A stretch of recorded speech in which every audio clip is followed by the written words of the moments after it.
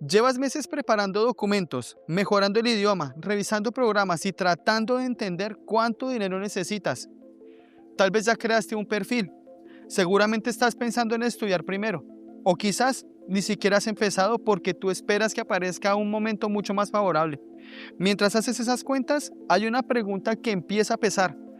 ¿Estás construyendo un proyecto que seguirá siendo posible dentro de 2 o 3 años? ¿O seguramente estás avanzando hacia una puerta que poco a poco se está cerrando? Esa incertidumbre no nace solamente de los rumores que circulan en redes sociales. Nacen de algo mucho más profundo, las reglas, los cupos y las prioridades que están cambiando mientras muchas personas ya tienen su vida organizada alrededor de este proyecto.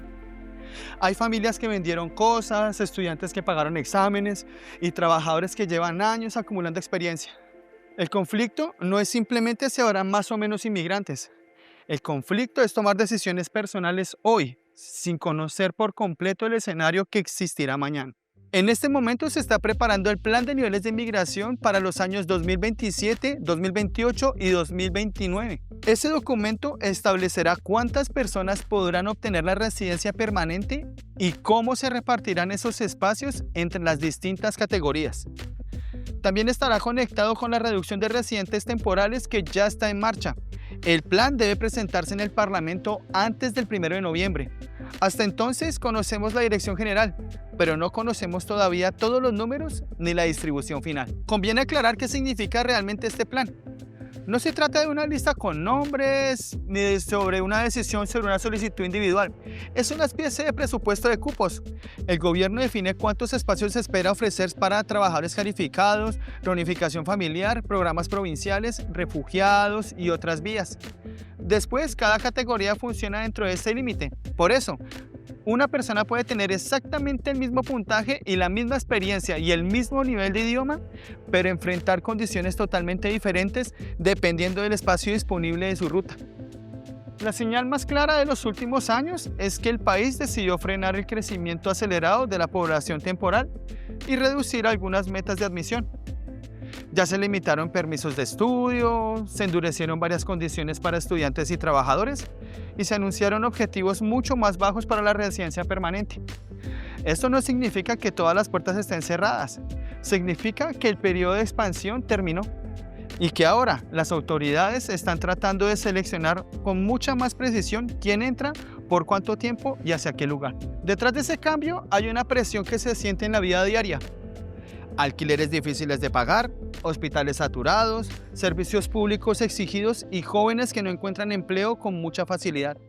Sería demasiado simple culpar a quienes llegan por problemas que llevan muchos años acumulándose, pero también sería ingenuo ignorar que el crecimiento rápido de la población se convirtió en un tema político.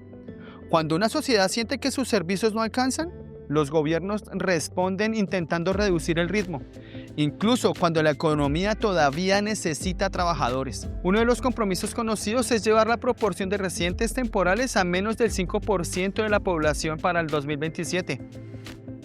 Dentro de ese grupo están principalmente estudiantes internacionales y trabajadores con permisos limitados. También se ha planteado mantener las nuevas residencias permanentes por debajo del 1% de la población canadiense cada año. Esas cifras no nos dicen cómo va a quedar cada programa, pero sí muestran algo importante. El próximo plan será construido dentro de límites mucho más ajustados que los que existían al día de hoy o hace algunos años. Aquí aparece una diferencia que suele perderse cuando alguien dice simplemente que habrá menos cupos.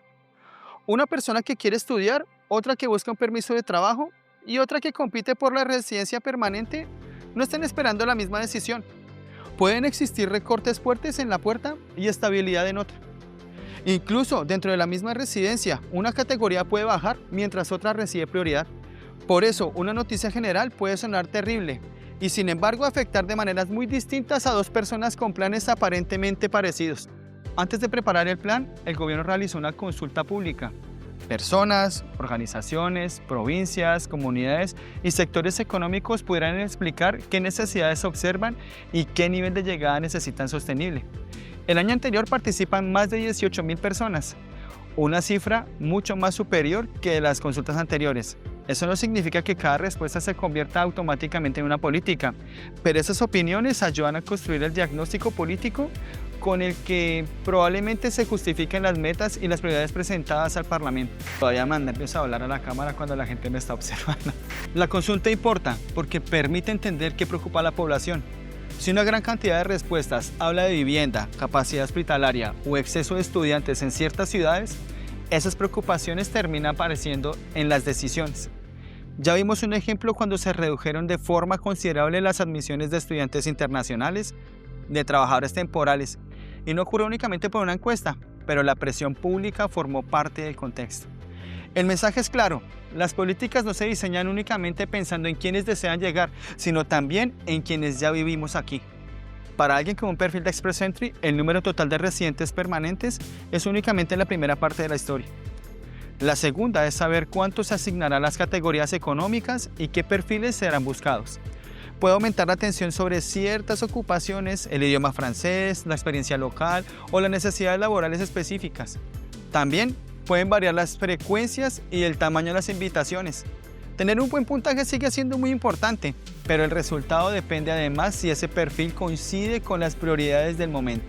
Pensemos en dos personas con preparación parecida. Una espera una invitación federal general. La otra tiene experiencia en una ocupación que una provincia necesita y está dispuesta a vivir fuera de las ciudades más grandes.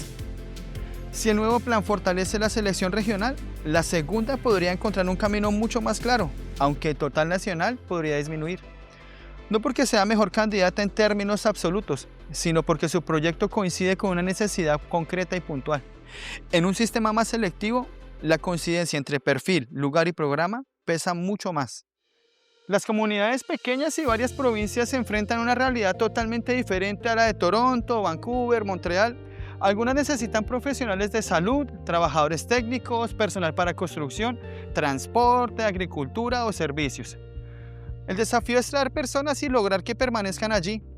Por eso el balance regional apareció como uno de los temas de la consulta.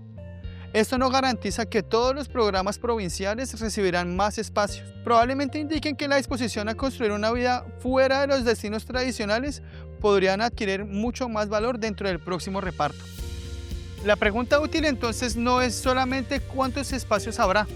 La pregunta es en dónde estarán esos espacios y qué características buscarán. Una persona con francés, experiencia en salud y disponibilidad para vivir en una provincia pequeña enfrenta un escenario distinto al de alguien que depende exclusivamente de un permiso de estudio en una ciudad totalmente saturada. Ninguno de los dos sabe exactamente qué va a ocurrir, pero cada uno puede reconocer qué parte de su plan depende de decisiones externas y cuáles todavía están bajo su control.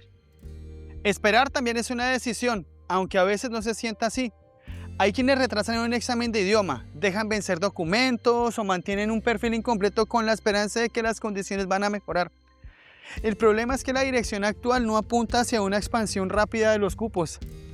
Eso no significa correr ni enviar una solicitud mal preparada. Significa entender que aplazar indefinidamente una preparación puede reducir opciones, especialmente si en el futuro aumentan los requisitos o disminuye el espacio para una categoría. Al mismo tiempo, moverse por ansiedad puede ser igual de costoso. Pagar un programa de estudio sin revisar si ofrece una ruta laboral real, aceptar cualquier empleo con la esperanza de que va a producir una residencia permanente o elegir una provincia únicamente porque alguien dijo que ahí es más fácil, puede terminar complicando el proyecto. Un escenario más apretado exige menos impulsos y muchas más preguntas. ¿Qué permiso recibirías? ¿Cuánto tiempo duraría? ¿Qué posibilidades existen después? ¿Tu ocupación tiene demanda real? ¿Podrías sostenerte si el camino tarda más de lo esperado?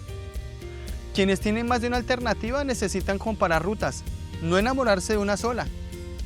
El camino federal puede ofrecer movilidad, pero depende de puntajes y prioridades que cambian. Una nominación provincial puede sumar fuerza, aunque normalmente implica un compromiso genuino con ese territorio. Las vías regionales pueden abrir oportunidades distintas, pero requieren adaptación a mercados laborales mucho más pequeños. No existe una opción universalmente mejor. Existe una opción mucho más coherente con el perfil, el presupuesto, la familia y la tolerancia a la incertidumbre de cada persona.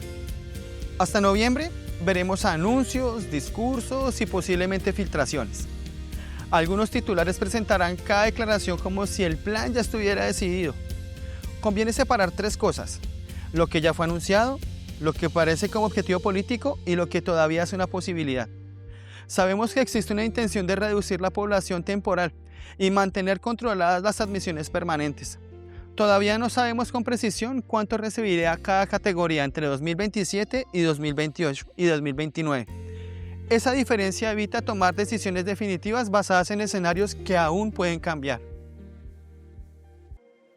Es comprensible sentir que el terreno se mueve. Has invertido tiempo, dinero y energía en una decisión que depende parcialmente de reglas que no controlas. Pero un proyecto migratorio nunca ha sido una línea recta. Es una combinación de preparación personal y lectura del contexto. Y para ayudarte a organizar mejor esas decisiones, hemos preparado una guía gratuita que puedes descargar aquí abajo. La claridad no elimina la incertidumbre, pero cambia la manera de vivirla y te permite entender qué puertas existen, qué exige cada una y cuál todavía tiene sentido para la vida que tú quieres construir. Tal vez el próximo plan traiga menos espacios. Tal vez concentre las oportunidades en perfiles y regiones mucho más específicos. Lo que no puede decir ningún documento es cuánto estás dispuesto a revisar tu idea original para proteger tu objetivo de fondo. A veces una persona descubre que quería una ciudad, cuando en realidad buscaba era estabilidad, o que seguramente quería estudiar, cuando lo que necesitaba era una ruta laboral sostenible. Los planes cambian, los números bajan y las prioridades se mueven. La pregunta final es, ¿qué parte de tu proyecto puede adaptarse sin dejar de pertenecerte?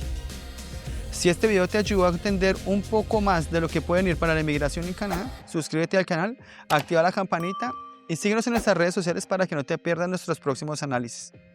También puedes compartir este video con alguien que esté preparando su proyecto migratorio y necesite conocer esta información.